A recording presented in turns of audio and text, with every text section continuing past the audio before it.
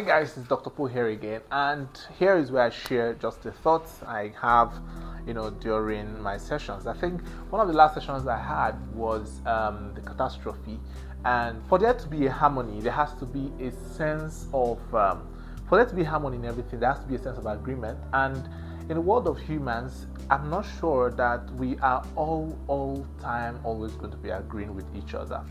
And sometimes you don't even agree with yourself. In your thoughts, you want to do something else, and the same thoughts is actually telling you to do something else. We are not even in agreement with ourselves. Talk more of just being in agreement in somebody. So there's always a fight. There's always catastrophe. There's always a need to do something a certain way, and your mind, your thoughts, is actually suggesting something else to you. So that brought me to that conclusion, because I've gotten to have a conversation, a lot of conversations, a lot of dealings with clients all over the world, and there's always some or one or two clients that want to make you feel a certain way, that want to push you, that want to think of it that you guys always don't get off on the right foot or don't land on the right foot.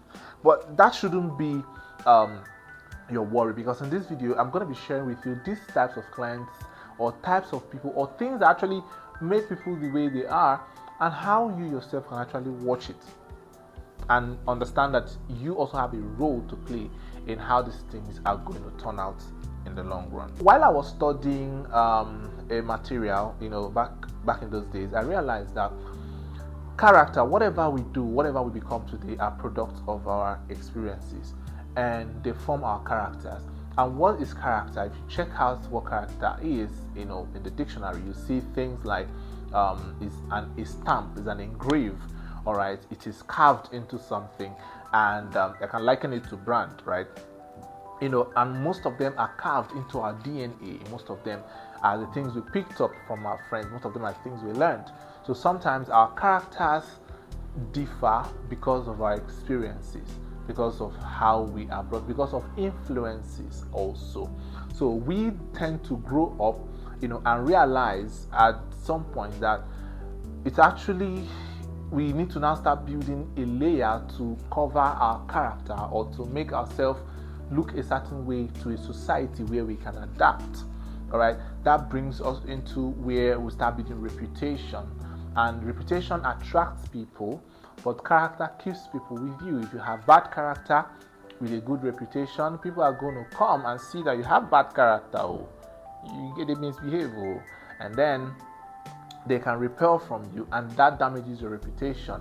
But if your character is good and you have good reputation, people will come to you and say, "Oh, this person has good reputation and also have good character." And you can see people that don't have good reputation, but they have good character because of how other people have painted them, misunderstood them. You come close to them, you're like, you're not as bad as people think or say you are. So this is where we do what we call reputation management in branding, PR for short, right? Public relations, and everything that has to do with positioning somebody in the minds of people to make him. So having said that, I would want to tell you that most of the behaviors that we exude, or we exhibit rather, or most of the behaviors that our clients or the people we relate with exhibit, are products of their character, and not necessarily their reputation. Because I've met with clients that, you have a good reputation online, but when I now met this guy, this woman is very wicked. This woman is very inconsiderate. She doesn't pay. Are you sure she even have money to pay? Things like that. There are things that are silent. There are subtle things that are here and there. You may not, lay your hands on it just quite easily, right? But that tells you how character works and how it affects every other thing. So with these discrepancies, with these differences in behavior and in character, we can realize that you can't necessarily change character by changing reputation. You change character by changing the character, consciously changing the character, and it takes a lot of work. So how does it affect catastrophe? How does it, become a problem? It's because I am brought up a different way, and my client is brought up a different way. And if our different upbringings are inconsistent or incongruent, with each other, we are bound to have issues working together.